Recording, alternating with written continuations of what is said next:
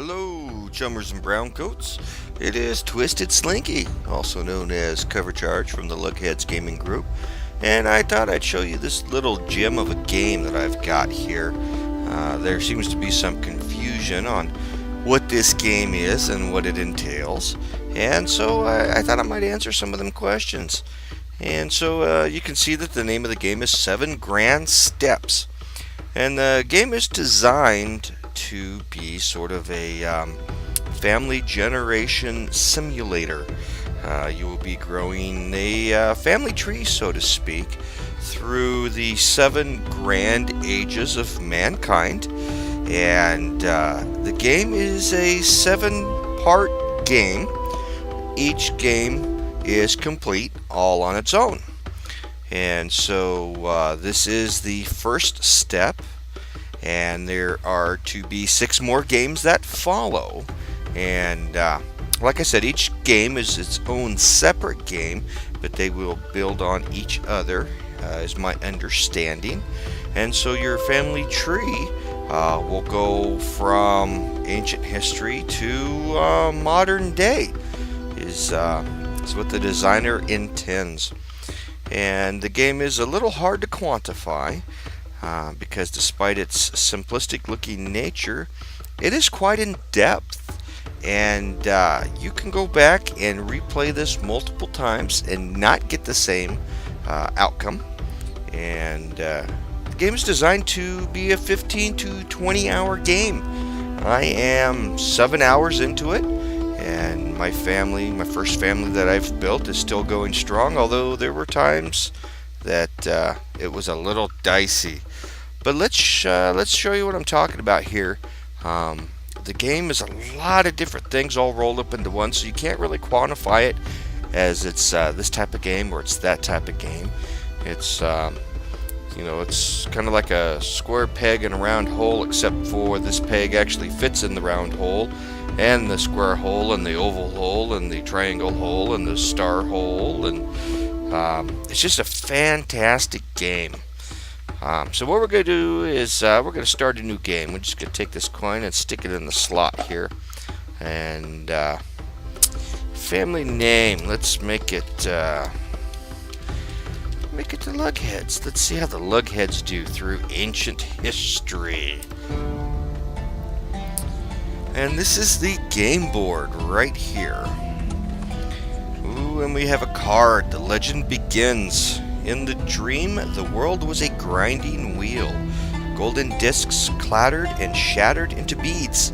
The family twisted a thread into the future, stringing beads along it, sometimes retreating to refresh. Crocodiles clawed the wheel into motion. Newlyweds woke to the living world. Nuzzling, they contemplated, for what would their family be remembered? And so you see we've got some choices here, and this is kind of what you're going to be doing through the whole game. You're kind of guiding this family and making decisions for them, but the outcomes are out of your control a lot of the times. And I can say from my experience, the gods are quite mean. So let me see what we should do. Legend of climbing in society to live high upon the wheel. Be some fancy pants people.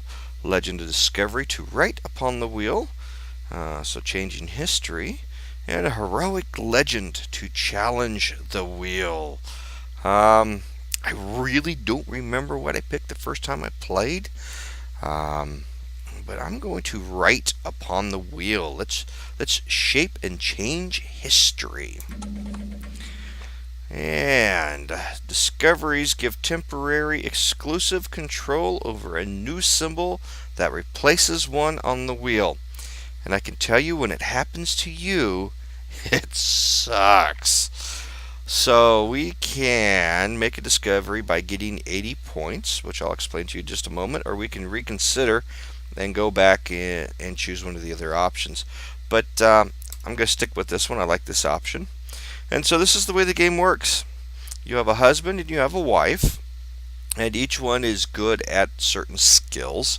In this case, Selk is good at brewing and masonry, and knows a little bit about irrigation, and Ket knows a lot about irrigation and only a little about brewing and masonry. So we are playing the Copper Age right now. On my original game, I've made it up to Bronze, and I'm not sure at what age the step ends because I haven't been able to make it to the last tier of the wheel yet.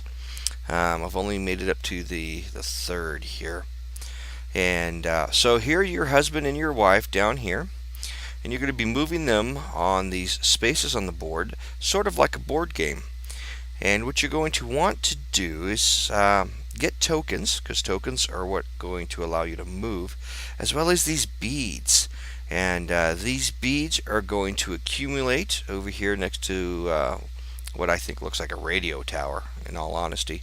And once I get 80 points, I will have completed the completed the task for the first part of this family tree.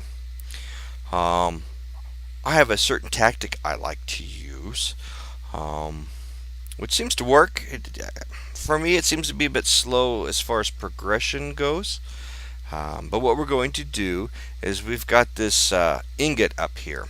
And if we feed this ingot into one of these two slots, what it's going to do is cause that particular person to fall back to the next group of people.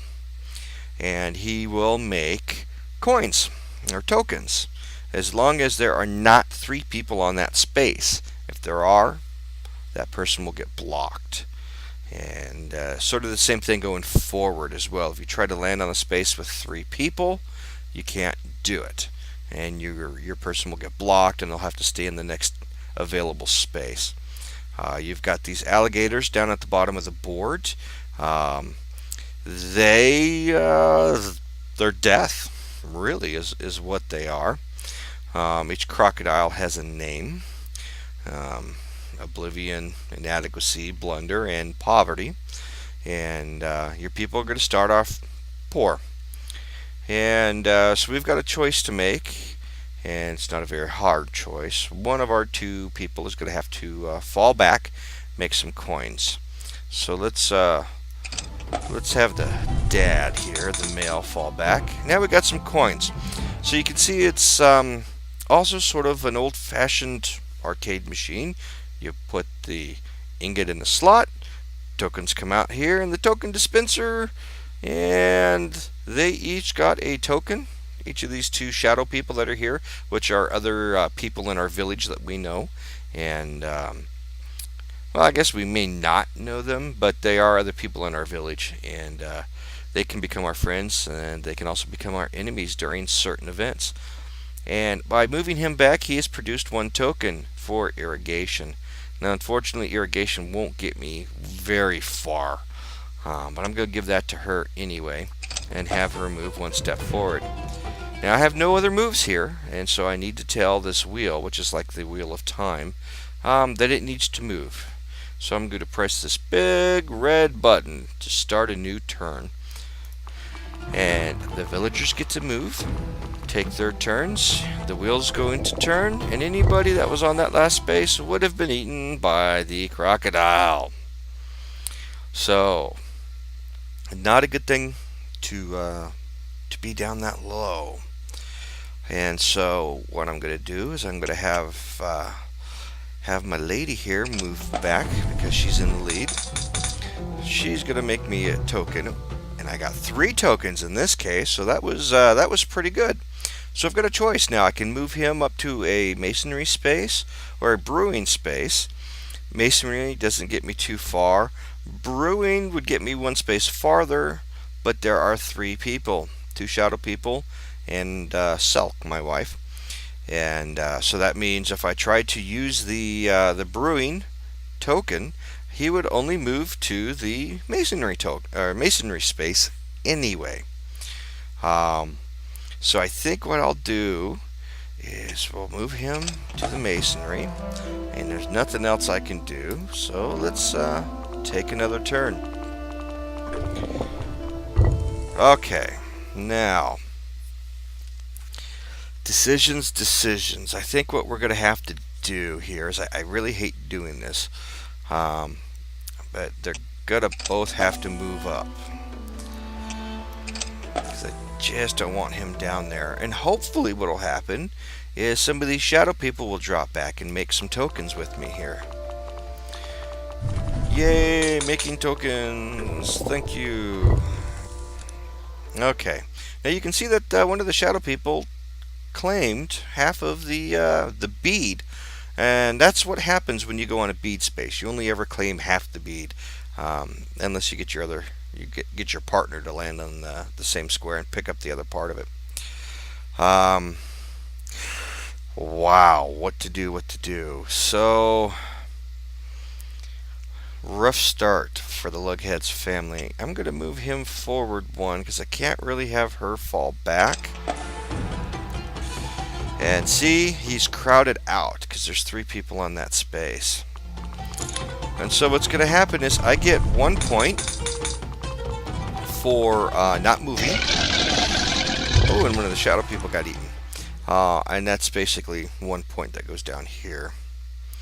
Okay, so what I'm going to do then is I'm going to move Selk up to this jar space so that she's farther up on the wheel, and she's going to get that bead. And so that will help us out. Yay! Now I've got 3 legend points, well 4 plus 3 legend points. And make the husband here, he's going to go up to the masonry. Alright, so we have a life event that just happened. That's what this owl is.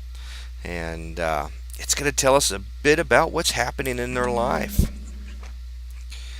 Okay, so it's happening to the husband here. A fire burned Shachette's reed hut, but her family escaped. Their meager belongings were destroyed. Now, sometimes there's a choice, and in this case, there is not a choice. And depending on the personality of your people, that gives you the choices or lack of choices.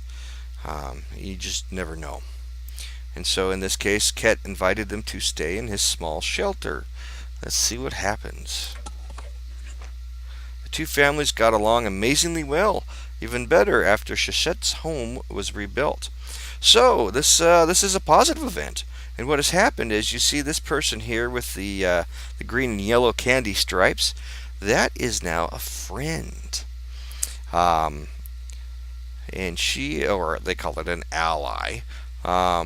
So what that will do is if I had another token here for the jar and I give it to the husband, he would hit that space, and because his wife is on it, he would get boosted to the next jar space. The allies also do that. So it's kind of like having another partner here, but it's a great way to get further along on the board. But I have no more moves, so let's end this turn. Yay! Tokens! Wall tokens. Okay, so I'm going to use my strategy. I'm going to have her fall back to make some tokens. Alright, masonry and brewing. Okay, so if I move him to masonry, he only moves ahead 1, but he does pick up the other part of the bead. And if I give him brewing, he moves up 3 spaces here, which puts him a little higher up on the board, which is nice. So I'm going to stick with my strategy. So I'm going to move him as far ahead as I can. Alright, and you see there's other symbols on the board here. Got what I guess would be some irrigation here. But the only person that can make irrigation tokens is Ket. And for some reason that hasn't happened yet. But let's take the next turn. Okay. So what I'm going to have the husband do here is I'm going to have him fall back. But I've got a choice to make. If I have him fall back while the wife is here, they can have the impetus of love, I believe. Unless maybe they don't because there's somebody else here. I don't remember. It's been a little while. But in any case, he's going to make tokens.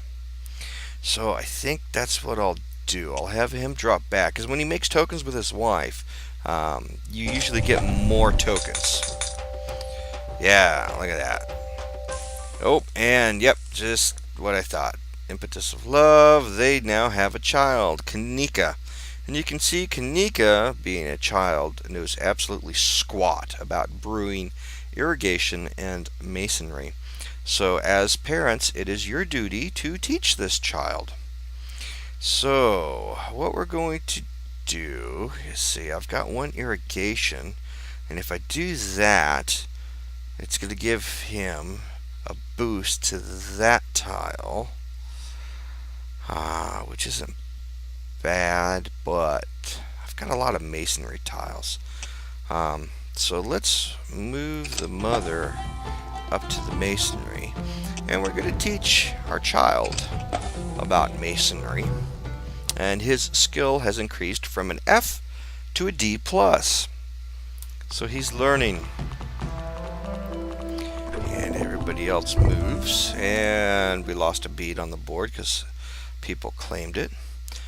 Alright, so Mom, let's have her drop back, make some tokens, please. And Dad, let's move you up to the masonry tile. Maybe some of these shadow people or maybe your friend will drop back, make some tokens with you. And now you can see that time has moved on. The parents have gotten older. And at some point we're going to reach the end of their life. And we'll have to pick up with Kanika. And that is where children come in. And you can see you can have quite a few children here. 3, 4, 5, 6, 7 children. And what will happen is when the parents die, you'll play one of the children. You'll get to pick one of the children to play. If there should come a time where that child dies, and with no children of its own, then that limb of the family tree is sort of ended. And what will happen is you will go back to playing the next available child in the family history. And so timeline-wise, you're going back in time. But all you're really doing is continuing the family line of your two original people here, Ket and Selk. So I need to train my child here. And since I've got 3 brewing tokens, I'll teach the child about brewing and take the next turn. And hopefully you can see that there is some strategy involved in this game. Although it's nice that you can just kind of sit back and play and enjoy, and still have something that keeps you interested, something to do.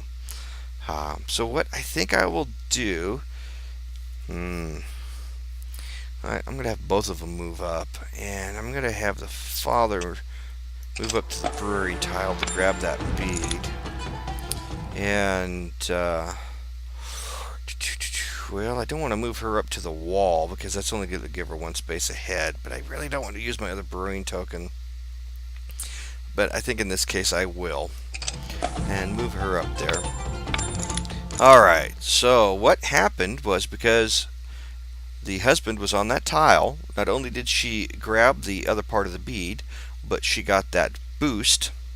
That boosted her up to the ally. And the ally is going to boost her up to the next brewing space, but there isn't one. So she goes all the way up to the edge of the board here on this masonry tile. And because she landed on her husband's square, we have this little burning flame of love here.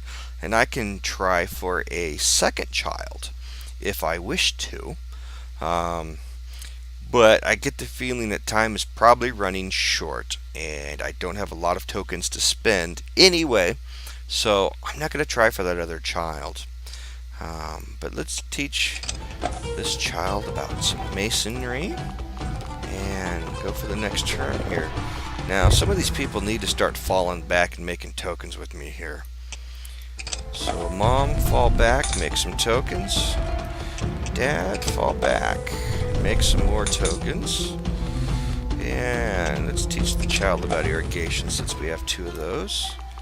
And next turn. Yay, more tokens. Nice.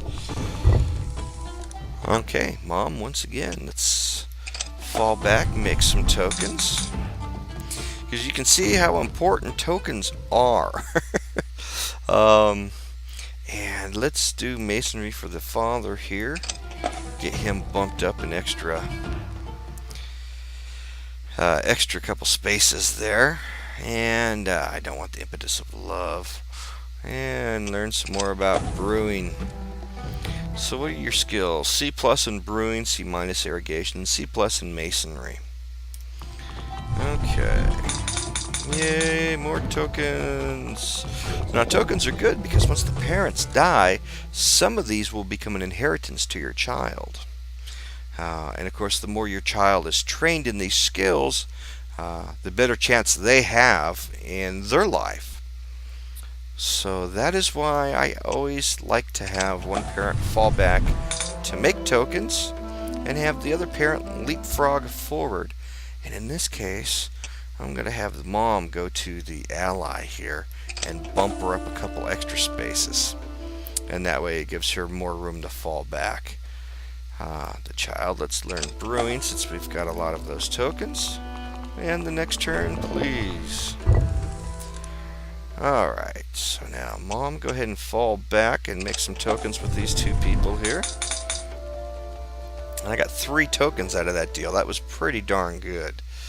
And we're going to have the father here. Use the brewing token to move as far ahead as he can. Now I got an event. And I like to do the events before I decide what tokens to give any of the remaining people once the event pops up. That's just me.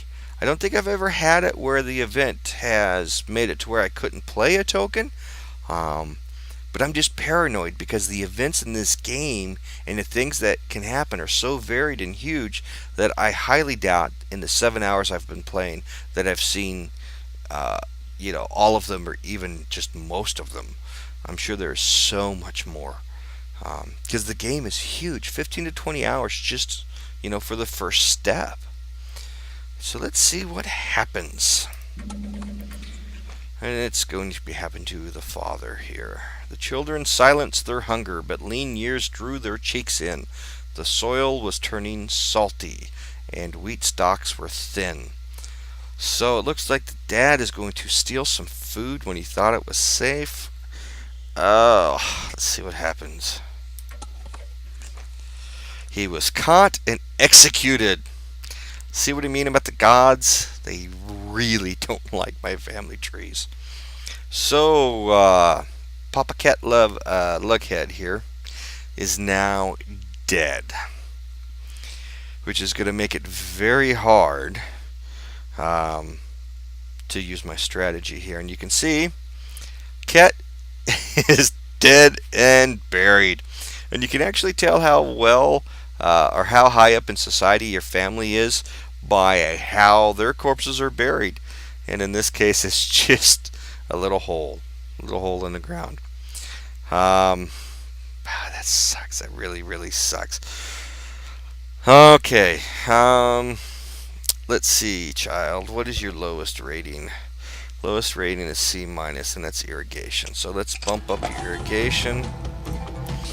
Your poor widowed mother. Oh, I was going to make some tokens. Thank you. So at least you're going to have some sort of an inheritance. She's got nobody to fall back on, however. And so what I'm going to do is I'm really going to boost her up there. Let's give her brewing so that she uses the ally and gets all the way up to the edge. And you can see now she's old and gray.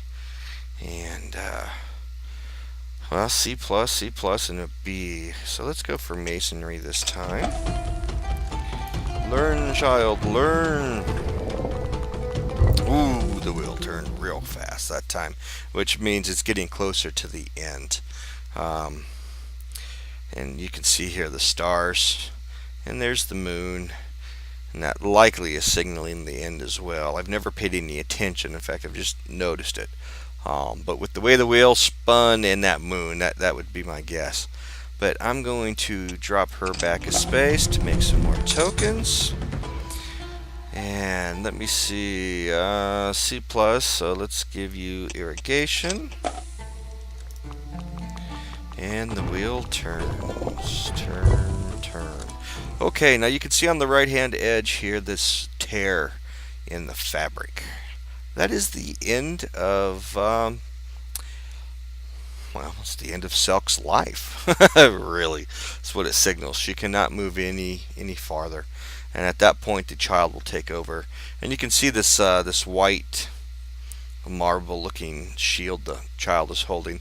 That means I can select that child and play the game right now with that child if I wanted to, but I don't.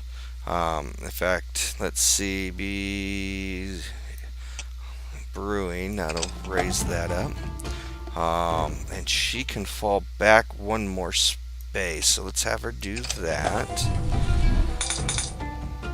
Make another token.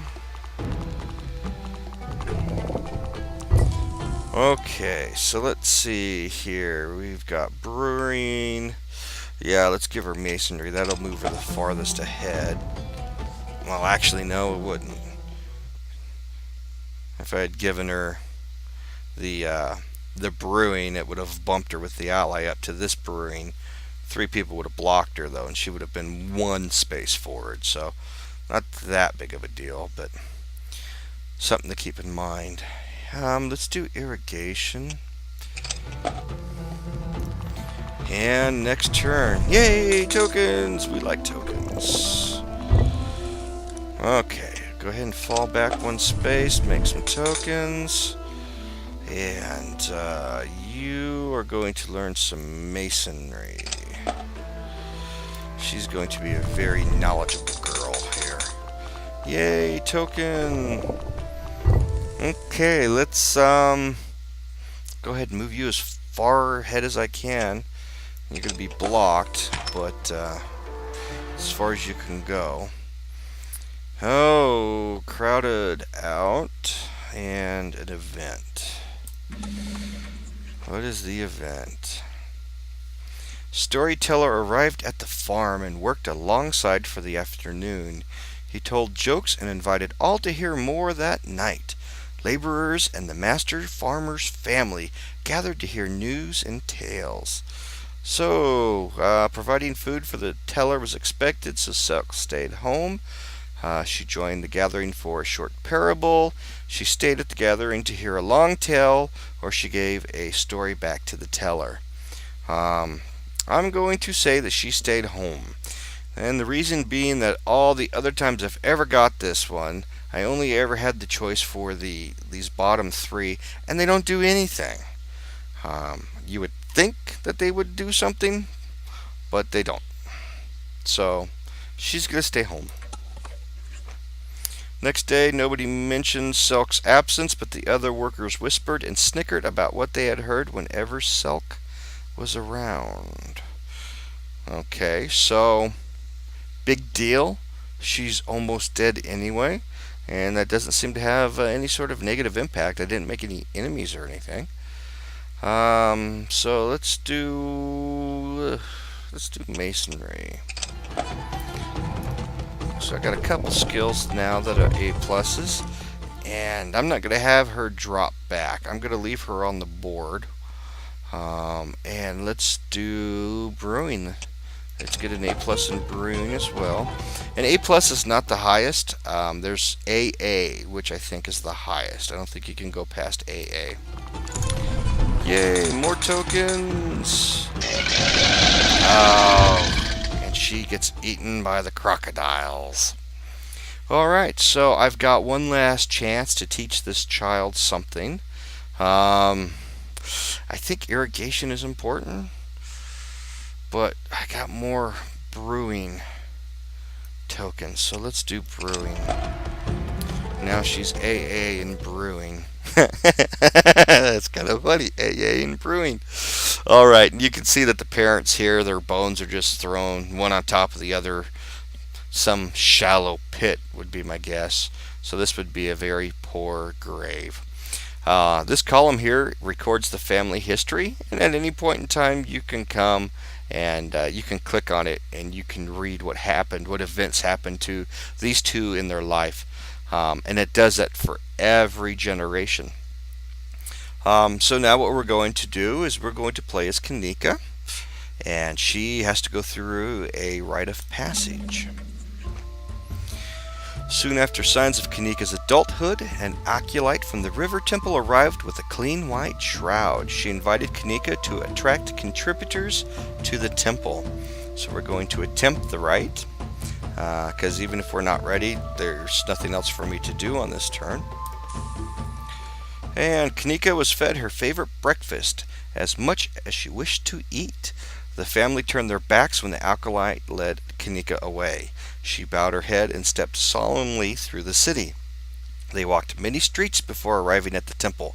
Kanika turned to see if anyone had joined behind her to contribute. Family members greeted her warmly and offered what they could to the river god.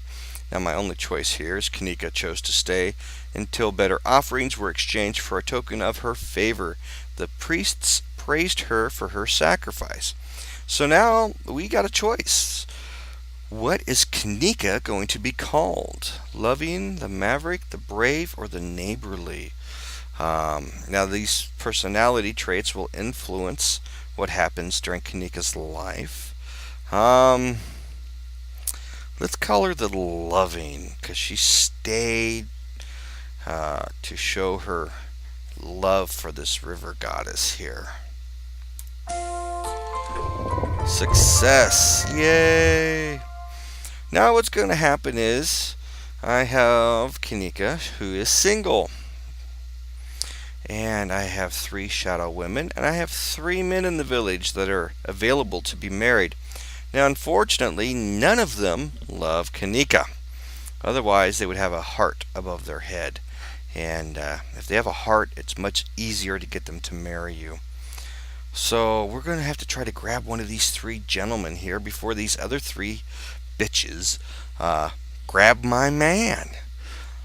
And if that should happen, then poor Kanika is probably going to be an old maid. So we can go to irrigation, masonry, or brewing. So let's go to brewing because that's the farthest ahead. And if that gentleman doesn't want to marry her, she can always fall back and try one of the other 2, depending on how they move. So his name here, Preher Winnemith. Horrible name. Your parents hated you, obviously. His GPA is a C+, which is and he would give me 3 tokens if I married him. Let's give it a shot. I could ignore him, and maybe one of the other ones would be better, but I don't want to take the risk. So his father introduces Kanika. She works hard, and her wide hips should withstand many children. More importantly, her bride price is low. Alas, so is her dowry. Well, I don't know. 9 tokens there. That's not bad. He apologizes to Kanika. My father is stuck in old ways. Obedience is more important than wide hips. Everything else we will share. So he took me. Okay. So now we've got a husband, and we have a chance for a child because we're on the same space. So I got a lot of tokens. Let's try and make a child. Yay! Baby Teffinet. Teffinet LUGhead. Okay, so we can still move the father here, and the farthest I can move him is with irrigation, but we're going to stick to my tactic. We're going to move him back, make some tokens, and of course FFF. They seem to always start out with F's until you get the parents really up there in their skills, and then some of these will start off as a D or a C+. But let's go with brewing. Brugerine. um, since I have a lot of those tokens. Okay, so nobody moved very far, which is good. Um, let's. I don't want to drop her back yet because I don't want them to have another child. And so let's have the father go all the way up to irrigation to give him a good head start here. And mom will drop back to make some tokens since it's still early game. And we got a lot of masonry tokens, so we'll feed those to the kid.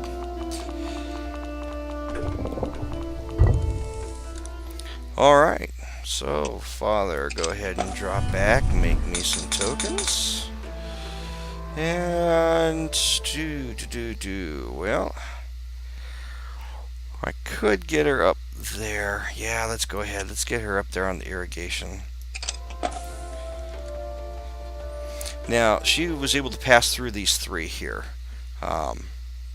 If she had tried to land on that space, it would have blocked her. But she can pass through there, as long as there's no enemy. If there's an enemy, you can't pass them like that. Now, what are we going to feed the kid? I've only got 2 irrigation, but you don't want him to be a total burr. So we'll go ahead and teach him a little bit of irrigation here. Hopefully we can get some more irrigation tokens. Okay, well, let's have the father. We're going to move him up here. And we'll have the mother drop back this time, make some more tokens. And, we got a lot of masonry, so let's teach him masonry.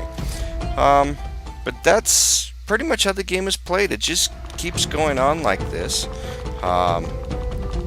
Eventually, I will have accumulated enough tokens here, and what will happen is one of these 3 science, arts, whatever you want to call them, will be upgraded. We'll make a new discovery, and it will be my family that discovers it. And so what will happen is that will change the spaces on the board to reflect the new tokens that will appear for the new technology. And anybody who has those old tokens loses them. So if a different family discovers something and the spaces on the wheel changes, you lose those tokens. So it's not much you can do about it. If I had chose the adventuring lifestyle there, the storyline, once I accumulated enough points here, would be a big epic grand tale with multiple decisions, and it would have some story that goes on, and you have the chance to earn a lot of tokens, but you also have the chance to not earn any tokens or only a few tokens. So it's like gambling pretty much. Something great can happen or something not so great can happen. And if you try to do the one to raise your family status, then what will happen is the next tier of the wheel will open up, and you will start accumulating tokens for these spaces, which are going to be different than the bottom tier spaces. And so your bottom tier tokens won't be any good on the next tier, although you can still use them and drop your people down on that lower tier. And that's the game, really, in a nutshell. I hope that that's helpful. I know there's a lot of people out there that don't understand the game, don't understand what you're getting when you purchase the game. You know what? Let's bump her ahead quite a bit here. But there it is. Oh, she stopped. Why'd she stop? She should have got bumped. Oh boy. Let's see what happens. What happens? Priests of the river goddess announced the flood star has risen in the sky. Kanika and her husband looked for extra work, preparing for festivals. They made honeyed barley cakes. And other traditional treats and offerings to sell to neighbors. So hopefully we can make some extra tokens here. They were favored as sacrifices. Yeah! Smoke from the altar rose straight to the gods. A good sign. So that's good. Good. let's get you some brewing here because we've got plenty of brewing tokens.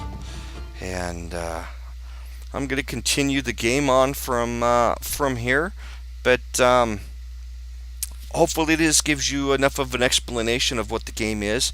It's probably not that interesting to watch, but it is a lot of fun to play, and you will weave some really good stories on the events that happen to this family that you're watching over, and the things that happen to them because of either enemies on the board or friends on the board, and the event cards that pop up. Great things happen, horrible things happen, and it's a good story. It's a lot more fun to play than it is to watch being played, I'm sure. And if you have any questions, go ahead and post them down in the comments there, and I'll do my best to answer them. And I hope you enjoyed. We'll see you all later. My mother's family is English and Irish. Some perished. My mother's family is descended from Persian nobility, and my dad's from a largely Muslim family. My father's family is Armenian. My mother's family was Spanish and French. I can only imagine generations before.